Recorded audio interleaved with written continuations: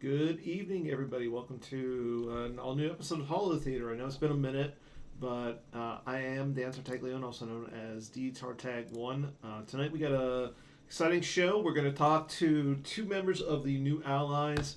One is Sam Tashima, also known as Yoshi. The other one is going to be Mr. Mike Kessling, Troop 1023 on GEMP. Advocate Mike Kessling. So, before we go ahead and get into our interview with those two gentlemen, let's go ahead and run down what's currently going on in Star Wars CCG. The first thing, as always, is that we're right smack dab, a little bit over than the middle of the month when it comes to the April OCS. And no surprise to anybody, but Timo Dussel has finished all 12 games. Some surprising things, though.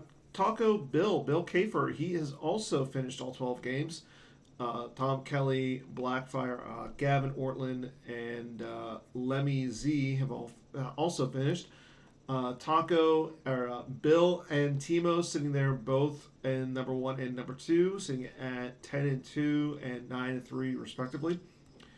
But don't look now, but Trevor Partridge is sitting there at 9-2 as well. Marty McFly is sitting at 7-1, and Mr. Matt Wadden is sitting at 7-0. Ryan Jelson sitting at 6-0. Brad Kipple 6-1. So a lot of players still vying for those two top spots for the month. Looking on down the line, David Woods sitting there at 4-0. Joe Olson, AJ Hatum 4-1, 4-1. So a lot of good players, still some time left to play and get your 12 games in, get some nice shiny foils. A lot of people still have a chance for the number 1 spot. So we'll see what happens regarding the OCS this month. But definitely got some time left. Make sure you get your 12 games in, get yourself some nice shiny foils. Because I know that's why a lot of people play. Coming up later in next month, we have the European Championships out in Copenhagen, Denmark. I know a lot of people are going to be, a lot of European players are going to be really excited for that. So make sure you guys, if you are going, to let everybody know. Again, the Europeans always put on an amazing event. I think this is the first time that Copenhagen is going to be hosting the European Championships as well as the Tula Regional on that Sunday, so it's a super weekend of sorts for all those guys over in Europe. And then in recently announced, Jared went ahead and announced the Phantom Menace 25th anniversary special event.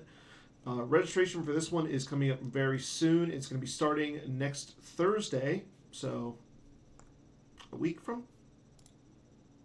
No, the 25th. Jared has Thursday, April 24th. So it's going to be 25 days long. It's free to play. Just make sure you guys get your games in. There's going to be 2 formats. The first one is, again, we have a retro and an open format. The open, not necessarily play to win, but there's also achievements. If you go to the forums, you can go check out some of the achievements, including win a pod race with somebody other than Anakin or Sebulba, have 8 Gungans, 2 Fombas on the table, and win the game, hit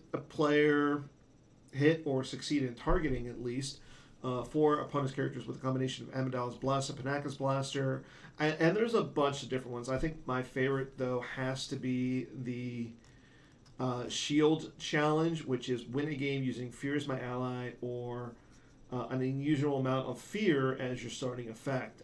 Those are the classic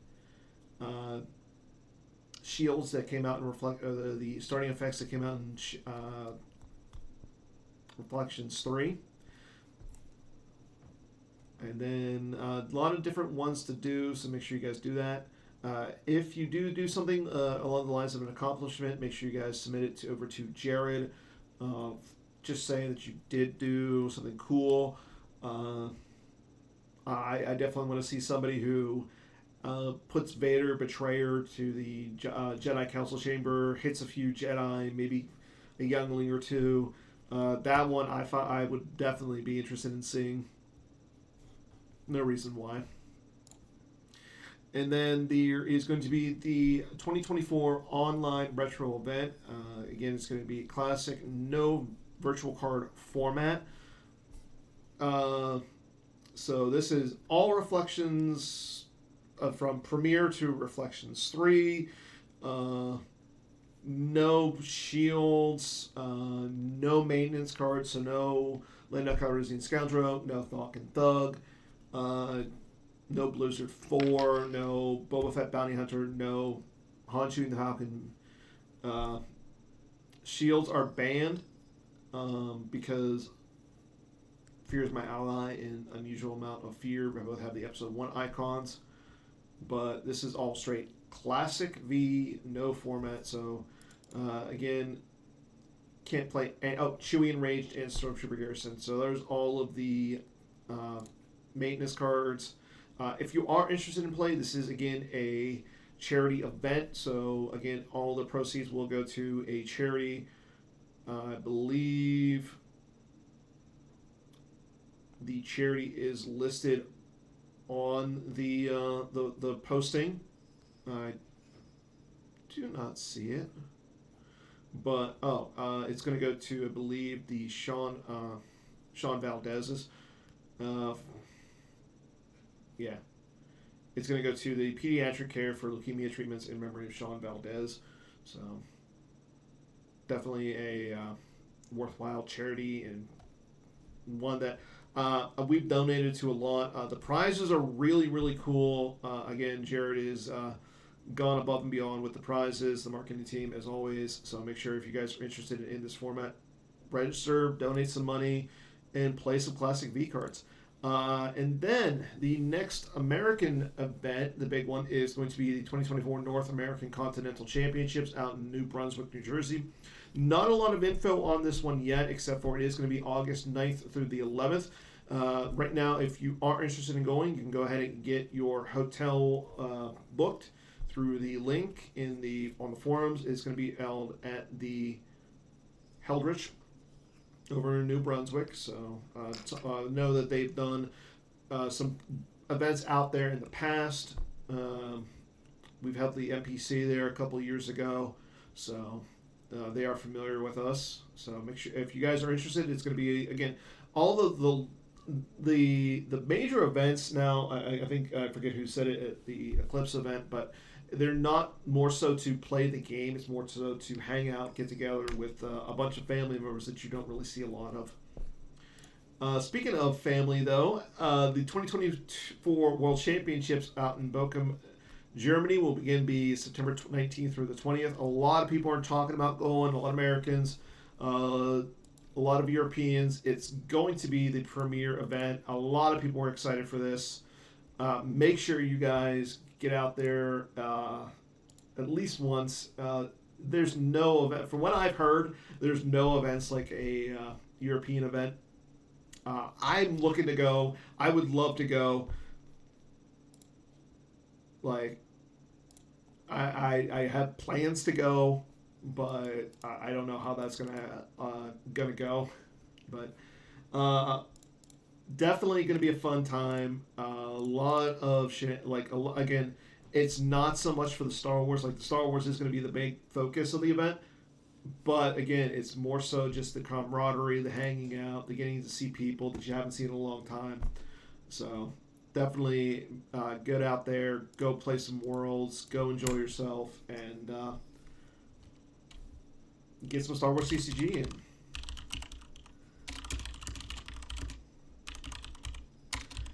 But right now, let's go ahead and switch gears.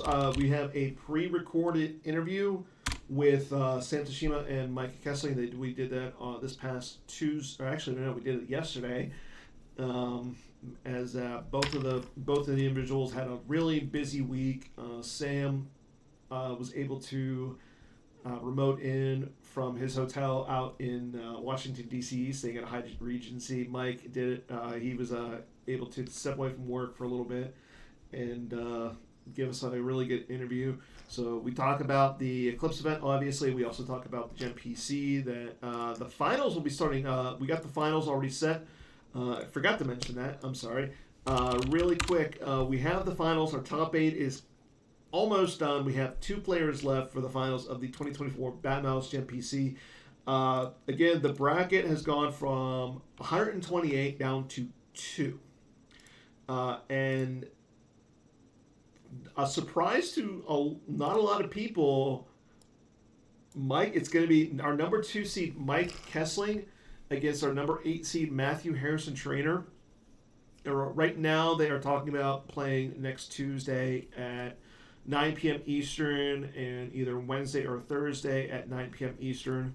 Which, if they play Thursday, obviously there's not going to be a new episode of Holotheatre, but we'll figure something out for everybody. Definitely excited about this. Like I said, we talked a little bit about this during the interview.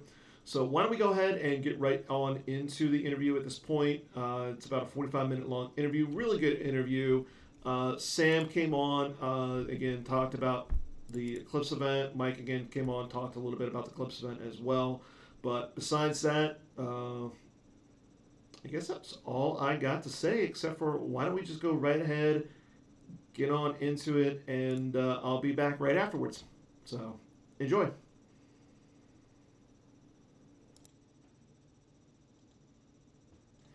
Hey everybody, so here I am again with Mike Kessling and Sam Tashima, both members of the team, the New Allies, one of the largest and probably the best known team in Star Wars CCG.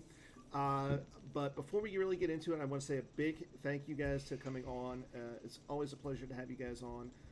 I know that you guys were busy with life. I know, Sam, you're out in D.C. right now in a hotel. Mike, you're in a white void, it looks like.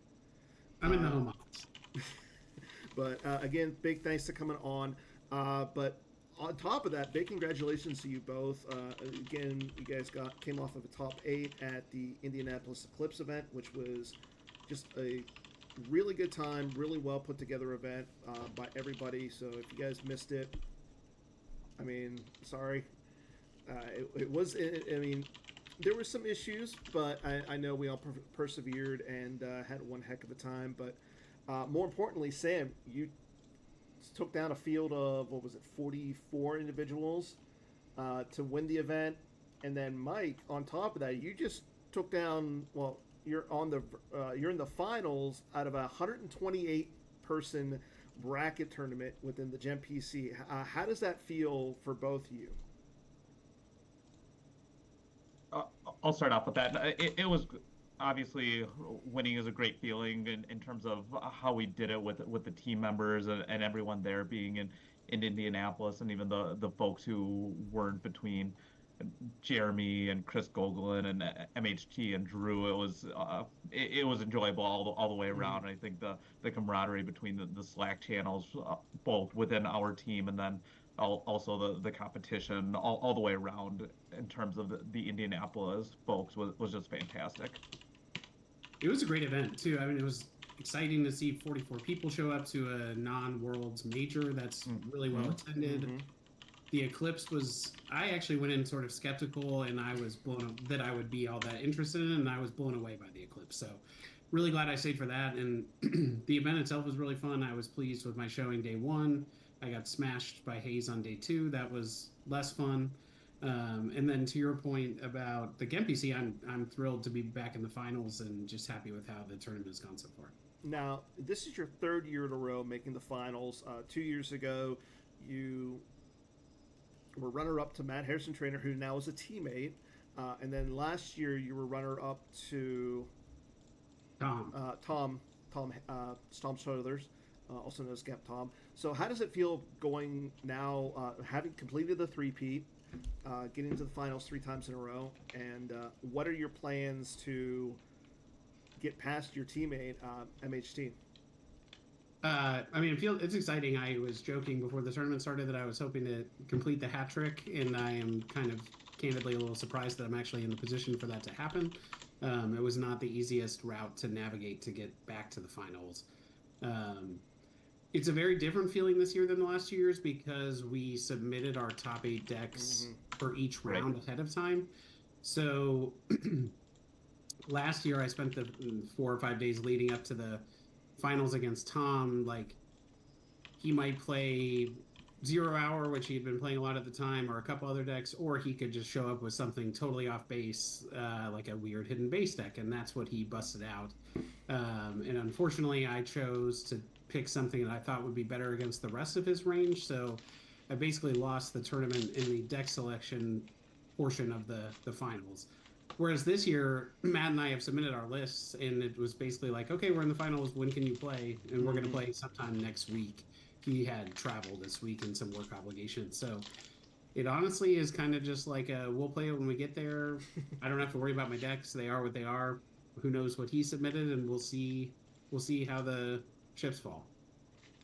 Yeah, I do appreciate that format, and Mike, I was joking with somebody in the sense that I feel like once I lost once I got out of the top 16, we were all of a sudden trading a bunch of IMs back and forth, and that helped me in terms of Indianapolis prep because it was thinking through a broad range of field around here. What we're going to face not just against Brian Fred in that next round, but looking both forward in terms of the bracket and then on the other side of the bracket as well. Yeah, Sam and I did a lot of discussing, and I just talked with Charlie Arlinson and Greg Shaw a lot too, like round by round. Even I talked with Brian Fred, who was my top 8 opponent, about what will we submit for the round of 4 in the finals, knowing one of us would at least be guaranteed the top 4. Yeah, I mean, and that helped me narrow my choices. I was going to say that has to feel nice. And then obviously, Mike, you had the possibility of facing against Charlie in the top 4. I know that Charlie was facing off against Logan Pitig in the top 8. Charlie, unfortunately, didn't prevail. I mean, we all know what happened in his games, but you had the possibility of facing 3 teammates in the top 8, top 4, and then obviously in the finals. Now, how did you prepare for that aspect going into it? I kind of divorced myself from the teammate part of it and just tried to think about what do I think they will play. And with Brian, it was like he could literally show up with just about anything. So I want to play a deck for both sides that I thought was unlikely to lose to Cheese, that had play in both theaters and was not likely to get blown out. So I settled on Shadow Collective and No Idea. And he played Yoda Communing, which the Shadow Collective is pretty well positioned against, so I was fortunate there. And then he played a Tatooine CPV like Tom deck, essentially. Yeah. It's built to and No Idea got off to a good start. He had a bad draw and the game just kind of snowballed. And then for the second round, I pretty quickly honed in on Yoda Commuting because I thought that if Charlie made it, he was very likely to play ISB or Thrawn, and I thought if Logan made it, he was likely to play Revenge of the Sith or Thrawn, and I liked where Yoda was against either of those. And then similarly for Darkside, I was like, they might play Hiko. Charlie could play like any of the platform decks, and so then I again settled on Shadow Collective because I liked its matchup against either of their ranges. And then for the final, I really didn't think I could peg anyone to be there based on who was on the other side. It was either going to be Nathan, Greg, Joe, or MHT. And between the 4 of them, I was like, they could play just about anything. So I went with just what I thought gave me the best chance to win any given 2 games. So we'll see what happens next week. I have no idea what Matt submitted. We have not disclosed. Do we have an idea of like when you guys are going to be playing? I know that you said it's going to be next week. Do we have a date, a time? Yeah, we're hoping for Tuesday night and Wednesday nights, probably around 9 o'clock Eastern, but that is tentative at this point, but hopefully that's when we'll play. Awesome. And I know the stream team is going to work together to get some good coverage. I know I'll probably be there for the Tuesday, hopefully for the Wednesday, but as soon as we know, we'll let everybody know when you're playing, because I know a lot of people are interested in this finals. But on top of that, like you said, you faced MHT before. Is there some sort of like little bit of a revenge going into it, the fact that he beat you 2 years ago? I mean, more so for myself, I want to win the event. It doesn't really have anything to do with Matt per se. I mean, I feel like at this point, it's win-win. A new Allies person is going to win the NPC coming off of Sam winning Indy. So thankfully we've managed to pull a few events away from Team 5 winning North America events. Yeah. So happy about that. For my own personal, it would be nice to get a win in a major tournament of some sort. But Matt is a great player, so like depending on what decks we have, we could have good and bad matchups. Hopefully, we just have good games. That's really what I'm hoping for. We'll see. 2 years ago, we shared our lists with each other ahead of time, and that kind of made it into an interesting chess match. And I played Shadow Collective in the first game against him and went for a really aggressive early line, knowing that I had a good chance to hit with a wounded warrior in hand, and I missed my shot, and the game snowballed from there. But I took a calculated risk against him 2 years ago. This year, I doubt I'll be in a position where I need to do something like that just based on the decks I had. But I was expecting he would have ROPS 2 years ago, and I didn't love my old allies matchup, so I played it more aggressively than I typically would have. Okay, I don't want to bring up old wounds, but like, when did you play Matt and smash him with court in game 1, and then? Oh, and then I had my brain melted down in the second game. Yes, and I'll come full circle with why I'm asking that. That was the top 4 of the online Texas mini worlds in 2020. That I think he then beat Greg Shaw in the finals. Had I not had a brain aneurysm and won that, just lost by less than 30 in the second game, I would have been okay. Okay. So I legitimately had that when I was, and again, I'm working on my tournament report coming off of Indy, and I know that you were texting with Drew, and Drew at one point said, like, not seeing game 2 against Hayes was probably good for my heart and my anxiety. Drew was articulating this, and at one point in the game, again, it was a little bit of that, all right, reset, but I thought back to that game that you had against Matt, and I was like, what in the world is going on? I have such a high margin. It's basically just lose the second game by not more than 26. And yeah, not to bring up old wounds, but I thought about that game while we were playing against Hayes there. That's probably why I got so close. You weren't as focused as you should be.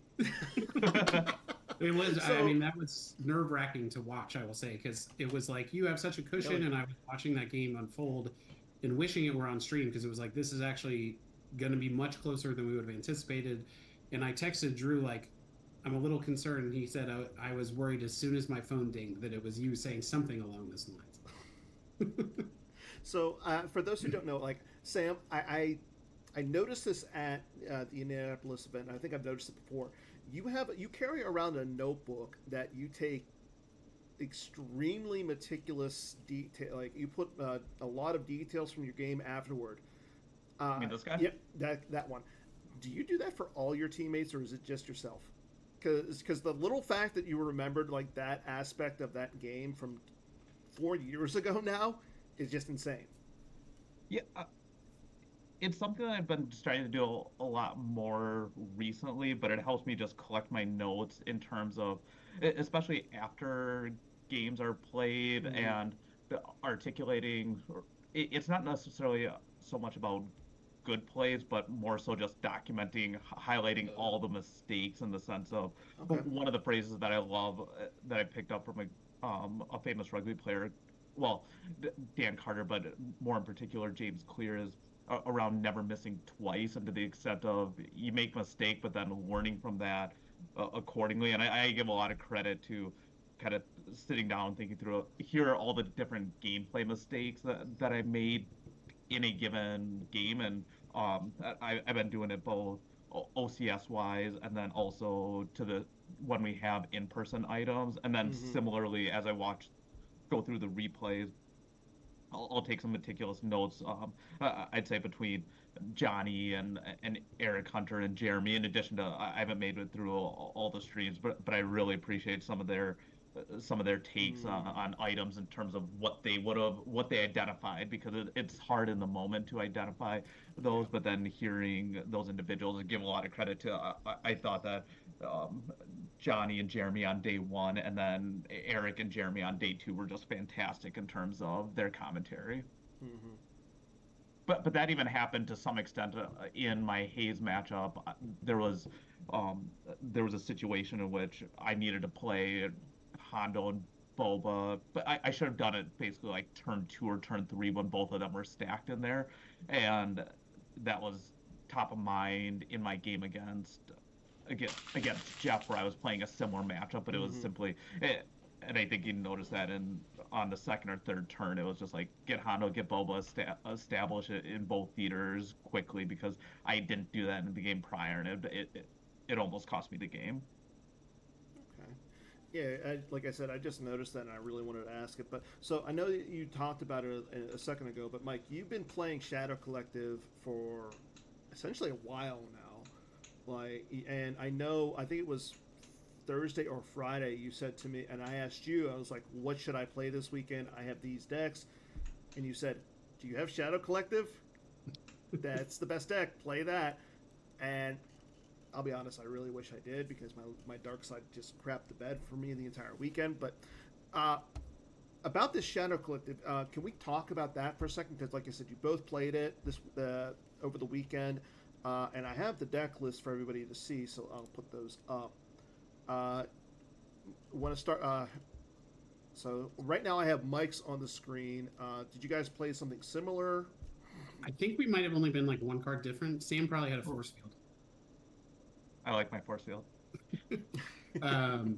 This deck has been kind of an evolution of what Drew started messing around with last summer. That was once the first light was printed, just a bit of a deviation from we had been just starting the no match for you effect. And he went away from that and went to a Gaul build that was much more reactive, like spread and reactive interrupts, like a bunch of stunning leaders and Imperial barriers, and he kept having really good results with it. And every time I played against him, he would beat me. And for some reason, I just like didn't entertain the deck all that much. And then leading up to Worlds, decided to mash our two decks together without a lot of testing, and that didn't really play out well. But it was always in the back of my mind, like there's some way to make this all work together. And over the last couple months, we just started like tinkering to get the lightsaber effect back in there to help with mains matchups, and we ended up cutting the security precautions just to hedge to always have that in certain matchups. And then it was a lot of like iterating on the 58th, 59th, 60th card, all of which keep rotating in and out a bit. But mostly, I mean, the deck just has a lot of opportunity to play differently based on what your opponent's doing. You can go to space, you can go to ground, you can go wide, you can beat down. You can be defensive. There's just a lot of opportunity to like really play differently based on what the game is giving you and your draw. So it's a deck that rewards a lot of play. Like Sam has also played a ton of games with it. Yeah, yeah, and I'd say it's flexible. The biggest thing that you run into at times is that there will be about one in every 6, one in every 5 games or so where character packages just don't line up and you're unable to match that up. But generally, what I found is over the course of the game, you can build your hand and kind of manipulate and get things where you want to either be aggressive or be reactive and just sit still. And I noticed, like, both of you both play Asajj, Ventress, and Maul. What's the deck do against, like, Leia Rebel Princess besides those two characters? You have 2 Wounded Warriors, so you can always cancel her game text. There's not nearly as much Leia Rebel Princess in the meta right now as there had been. In general, there's a lot of Leia diversification. I don't think I played against a single Leia Rebel Princess on day 1 at Indianapolis. But mostly, like, if they commit her to a site, you can either eventually have one of those answers, potentially have a Wounded Warrior blowout where you cancel it unexpectedly, or you just kind of deal with the fact that you've given up that site. And I ran into it twice on day 1 because I played 2 QMCs against both Carl and, well, actually I ran into 3 QMCs, Carl, Cal, and Jeff Levine against it. I went 2-1. I lost to Jeff. But again, as Mike said, there are answers between those 2 characters and then the Wounded Warriors in terms of the gameplay. And like I noticed with the goal, the you cannot hide forever mobilization points, you kind of run the risk of your opponent playing do or don't do that again. Uh, does that come into play a lot for you guys with the deck? I would say people pull it like 2/3 of the time against me. It doesn't usually seem to have a huge impact. You've got point mans, you have force push, you can look at your deck every turn, you have a ship you can pull from your deck, you have double back to pull Zuckuss. Like it's not that hard to get into space, and usually I'm not looking to fight until turn 3 or 4 anyway. Right. So like by the time I'm trying to position myself, I'm usually have the inconsequential out. Okay. And there are the situations when you can just always flex start the match and just forego putting match out and put out the gun inconsequential first just as a starting. Mm-hmm. And then for day one, you guys went in what I think of in completely different directions for your decks. I know that Mike, you went with a deck that Robbie Hendon specifically asked me to ask you, why did you play such a bad WAP? I wouldn't say it was bad. It went 4-0. I was gonna say. Uh, I actually came to the event planning to play Hitco and played some games with it, and by like midday Friday decided I don't really want to play this deck, and I just started going through what I had built and realized that I had the top 8 deck that when Dennis played in Atlanta from day 2 was I forgot were my cards. So that deck was put together, and I was like, oh, this seems interesting. So I played 2 games with it and won them both, and then I was like, you know what, I'm just going to play this even though I don't know how to play WAP. And so I spent the rest of the day just learning. I actually messaged Robbie for tips, and he gave me like a 2-sentence outline of every matchup and what to expect, and played a few, maybe 2 more games. So I probably played 4 games with it on Friday, and just decided we'll see what happens. I got fortunate and ran into 2 Thrawn Trooper decks without Imperial Decree V.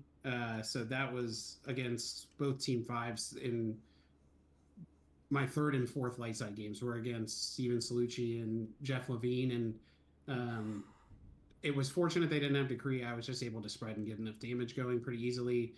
And then the other 2 games I had, one was against, I guess this was round 2, was against Chris Kelly playing Court, and he missed a couple hidden weapons draws that ended up being huge.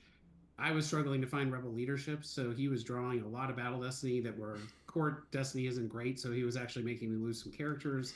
But we had a pretty intense back and forth game that I was able to pull out in the end. And then my other game was against Travis Morris playing Hunt Down, and I don't think Travis had a ton of experience with the matchup, and I was able to eventually capitalize on some big battles in space of all things, where he had a shuttle at my Camino, and Yularen in the Resolute, and a Rebel leadership later, and his Battle Destiny is being canceled. I was able to overflow him for his whole ship in space, and then I'm not paying to drain, and he is, and that was pretty much the game.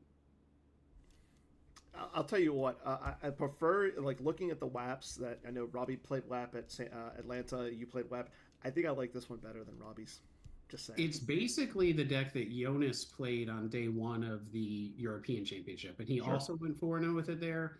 There's probably a few cards here and there that I changed, and there's a couple cards different than what Dennis played, but the bulk of this is Jonas's deck. Okay. And then I know, because you said you have to go here soon, we'll talk about this really quick. Your day 2 deck was No Idea. Super solid deck. Like I know with the new Jin, it became a lot more popular. Talk to us about like this one really quick. I've played it now in a few of the GemPC rounds. I just felt like it was really solid. It's hard to get blown out with it. It does damage. It can play in both theaters. It puts a lot of cards on the table, but it can start retrieving later in the game pretty consistently. So it just seemed like the kind of deck that had decent matchup against everything, and I wasn't gonna like lose a match with it. So I also had it built, and that was a consideration. Late at Saturday night, like I brought it specifically thinking this is what I will likely play if I make top 8. Gotcha. I like the addition of you've got a lot of guts coming here.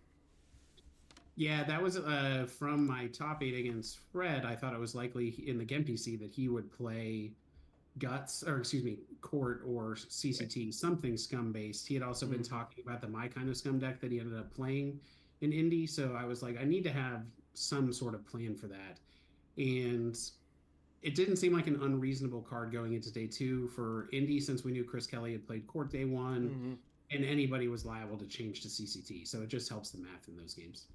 Makes sense. Okay. So, Well, thanks for having me. I've got to bow out for a meeting, but I appreciate it. It's good to see y'all. Take care. See you, Mike. Thanks, Mike. Okay, so now we have Sam here. So, Sam, let's talk about your deck selection. Like we talked about your Shadow Collective. For Lightside, you kind of went with essentially your bread and butter. Like with the I went back to the well for that. And I had been locked in on QMC for day one for a while. I just thought it was the most versatile of the light side decks that I had been playing and testing with. And don't get me wrong, like I test out a lot of different things in terms of seeing what's sticking, how is it playing, how is it doing well. Having ABs be down helps in terms of it's a natural. It has some very strong AOBs as well positioned against QMC. It's by no means an auto win, but knowing that I wouldn't have to necessarily face that, and so it was. I like a lot of the matchups, and the other thing with it, and Mike was articulating this in terms of Shadow Collective, anything that rewards in-game decision making and has flexibility to adapt accordingly. It's a component that MHT and I talk about in the sense that you'll never play a game in which there's really no chance to win. There's always an out and various lines to play against. And was there any like real tech cards that you put into it? Like I see that you played Jar Jar Binks. He hasn't been seeing a lot of play from what I've seen, but he's definitely a card that sticks out to me in the deck. And I like that there's I mean everything there is fairly base standard. I know Team 5 they like having the incinerator and the Arconas. I completely understand why those cards are in there. Certain ones MHT and Matt prefers more than me on other pieces, but at the same time it's more of a here you play what you're comfortable with, and then knowing that that's the deck and adapt to it accordingly based on the cards that are in your deck. And interesting to see, like you said, there was not a lot of AOBS in there. Now, if you were expecting AOBS, would you have gone with QMC? I think it would have. I still may have played it just given the broader field, but it is much more of a tighter matchup and requires some differing gameplay. Anything that puts Luke on the ground obviously helps against the math, but AOBS is still a strong deck primarily because of the pressure that it puts on in both theaters, its ability to drain and ping damage. And we did see a couple of them, I believe, at I think there was 2 in the field, and unfortunately this guy played one of them and ran into nothing but mains and Steve Salucci's QMC. Were you surprised to see as much QMC in the field? To be honest, yes. I mean, I didn't expect to necessarily see so many in the field, but it doesn't necessarily surprise me too much. I was playing it. Carl had been playing it quite a bit. Cal ran it at Atlanta. The bigger piece was some more of the broader Hayes and Steven and I don't recall. Did Joe play it as well on day one? Again, that's just X number more in the field that are playing it, but even from some of the Endor guys and Turner, like them playing QMC is not out of the realm of reasonability. So it surprised me that it was more of the confluence, but when you looked at the players who played it, it didn't necessarily seem overly surprising. Yeah, so I'm looking at the list. Besides yourself, John Veazey ran it, Joe ran it, Jason Apollyon, he also and he's been playing it a lot. Yep. Jeff, obviously, Carl, like you said, Hayes. So and it looks like Steve Salucci. And I want to say Cal, like you said, and I think that was really it. So there's a lot of Okay. like you said, a lot of those kind of big name players. A lot of Team Five ran it. So, and I know like Hitco was another popular deck. Was that on your radar at all? It's one that we were testing. I mean, it's one that we were concerned Mm-hmm. about. One of the reasons why pivoting away from AOPS. Not to say that AOPS can beat Hitco, but it's very much an uphill battle there. And when we looked at the overall matchups, preferred some of the shadow lines relative to the Mm-hmm. AOPS lines against it. Okay. But again, I mean, Hickel's just a strong, or all of them to some extent. I view it more around here playing the decks that you're set with, and Mm-hmm. then knowing those lines accordingly is worth more, say, wins above replacement or kind of victory point differential there than playing the strongest matchup. And then so for day two, you went with a deck that you main decked on day one at Atlanta. You went with a hidden base deck. So what made you go with that deck in particular, especially like going moving off of QMC? Yeah, for both of those, I was fairly locked in. Even going back in my notes in terms of what I would play on QMC and Shadow to mid March, it was uh, now I was playing some other things, but then even for day two, Drew had texted me right after that and asking the question like, "Hey, are you locked in on Rot's Mall and Hidden Base?" And looked at a variety of different matchups across the board in terms of Mm-hmm.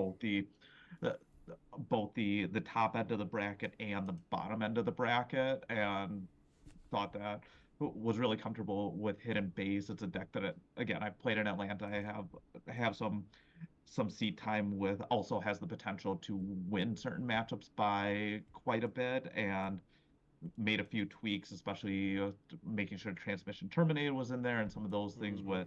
with Casey.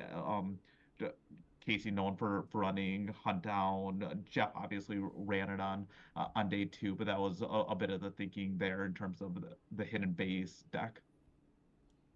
And so um, interesting to say, like, how does this deck do against Thrawn? Like, I know Thrawn was like the most popular deck for Dark Side on day one. Was that a matchup you were worried about?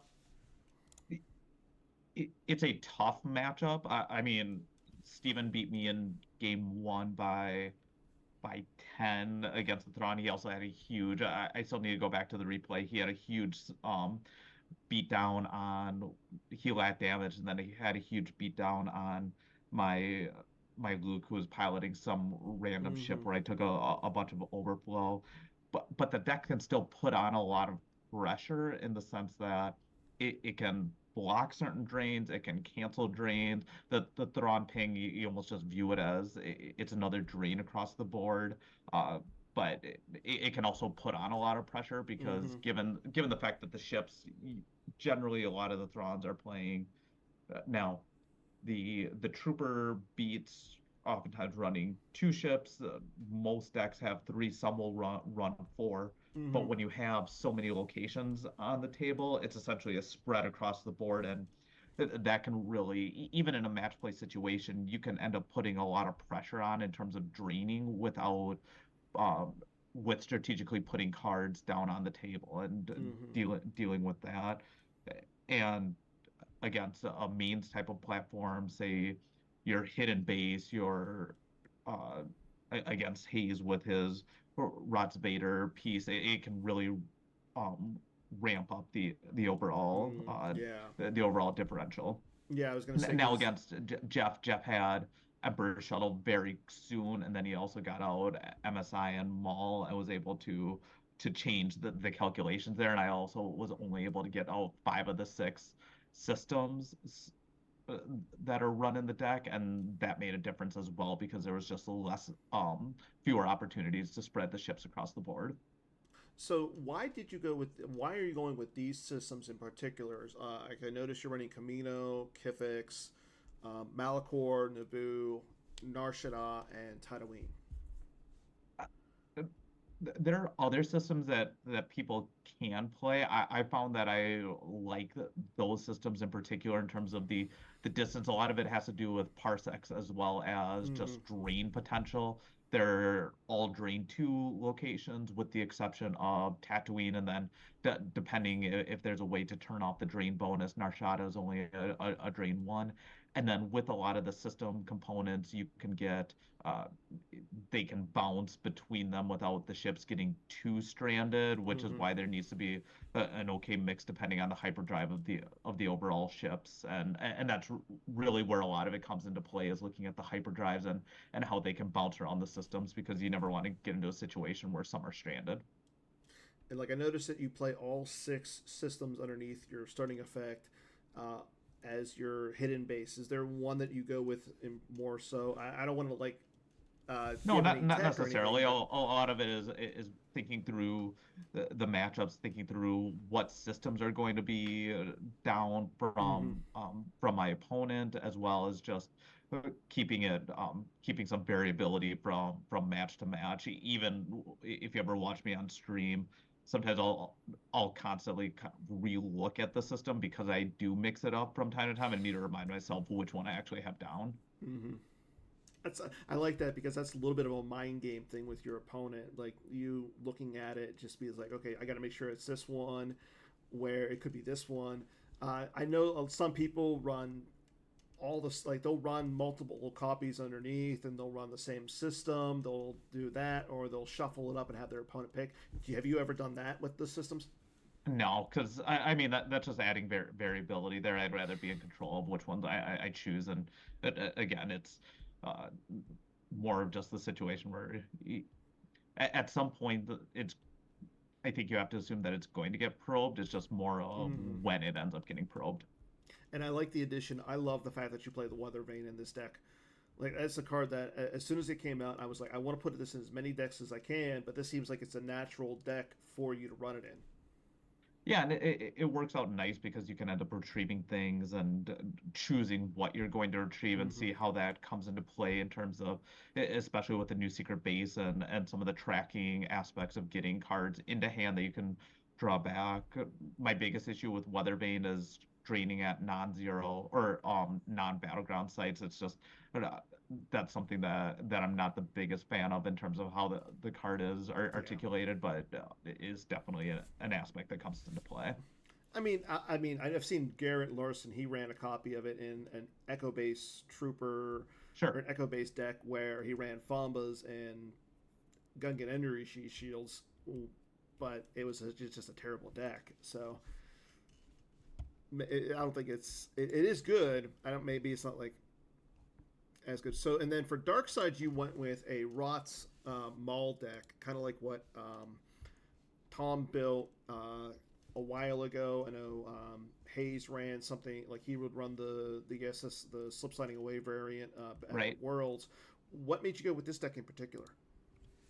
But again, it's a solid platform type deck. It operates in both theaters. The space is hard to kick out. It can spread as necessary, but then also has a lot of heavy hitters. Unlike the SSA decks, what you're sacrificing is you don't have the Palpatines. Basically, well, Mm-hmm. no, obviously, Maul and Sidious are the only Sith that you're able to run, so you're foregoing DVD lots, Palpatine, Dooku, all of the Force Lightnings, but then really the what's being subbed in from there are some of the attack dogs in terms of uh, I was playing Maul Strikes in there. You had some of the other things in terms of the battle situations, and Mm-hmm. then it was really just more built to be more of a platform deck that can attack where appropriate, but then also can just sit there and sit there and be a bit of a control based deck depending on how the matchup in the game goes.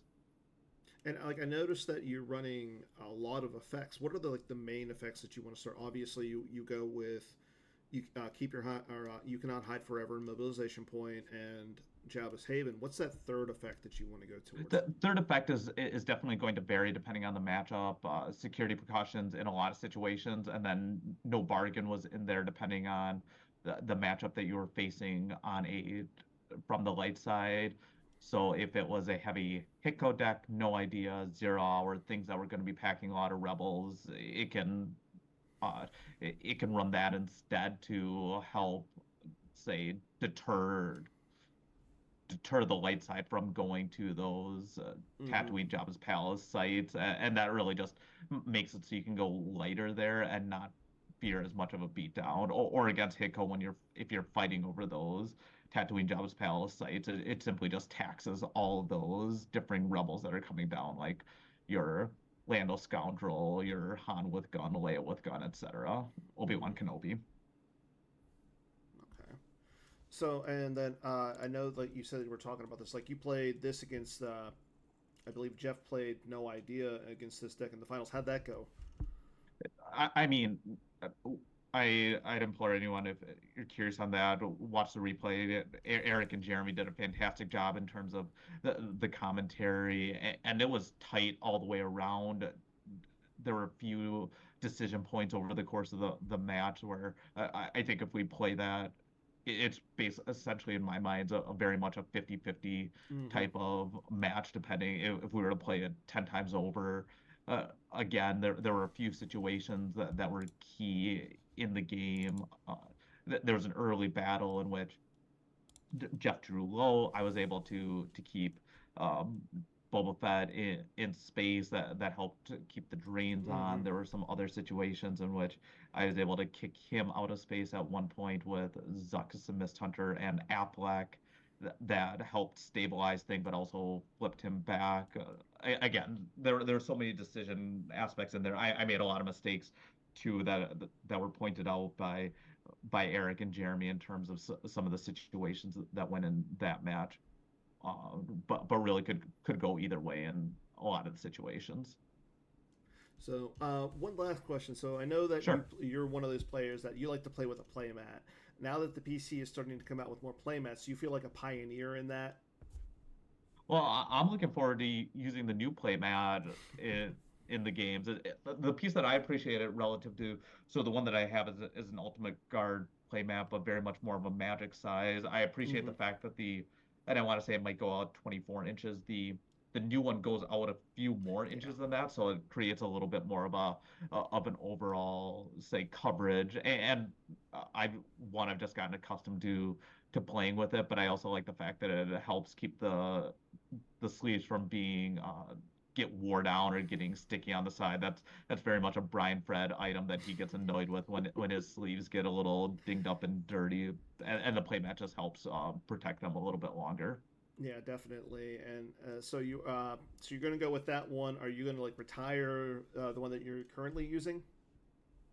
Well, I'll probably continue to alternate them, but to the extent that we can advertise the new one and the PC as a whole, I'll make sure to try and do that as much as possible.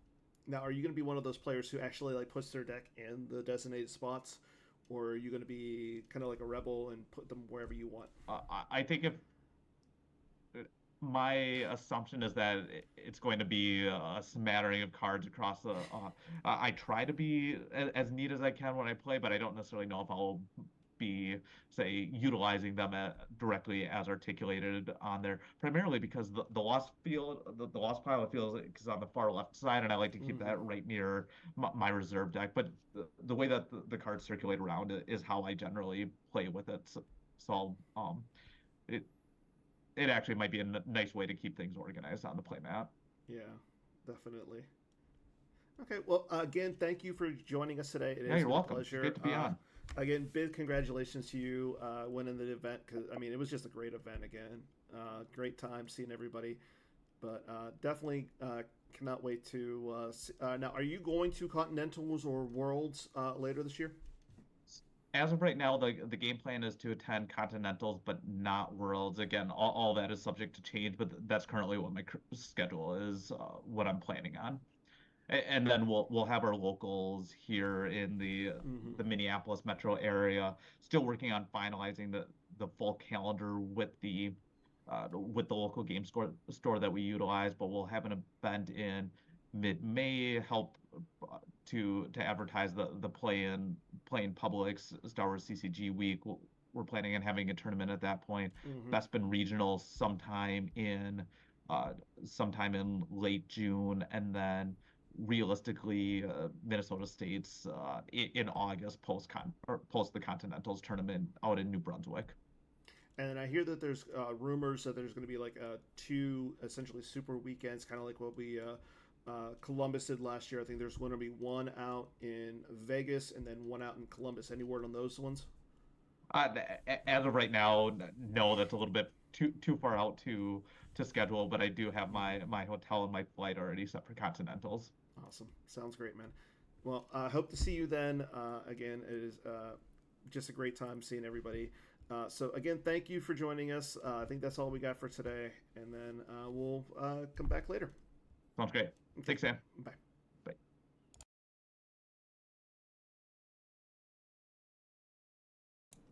Okay, everybody. Well, that is our show. Thanks for tuning in. It is always a pleasure.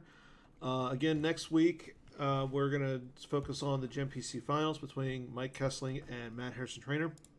Also, just to reiterate, earlier I mentioned that the Phantom Menace event is going to be starting on next Thursday, the 25th. I stand corrected. Jared went ahead and fixed the post. It is going to be next Wednesday, the 24th, not the 25th. So if you guys are interested in that, make sure you sign up for that here soon.